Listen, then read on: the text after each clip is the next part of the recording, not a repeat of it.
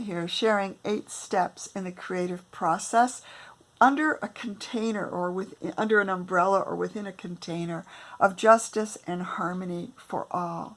How can we, as creative and caring human beings, how can we consider justice and harmony for all in 2020, in the midst of the pandemic and the 2 pandemics, the coronavirus and the systemic racism that's coming to the fore?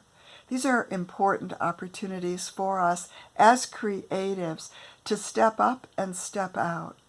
The 8th step in the creative process is being a grown-up, being mature, knowing what it means to have mental and emotional stability, doing research about what that looks like, what that sounds like, and what that feels like on a day-to-day basis within our own experience.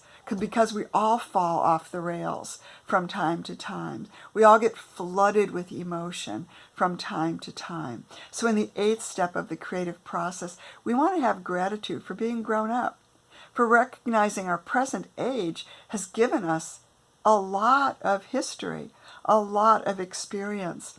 And no matter how long we've lived on the planet in this current lifetime, we have history and we have experience, and we can apply history and experience to our own ability to grow up and mature ourselves.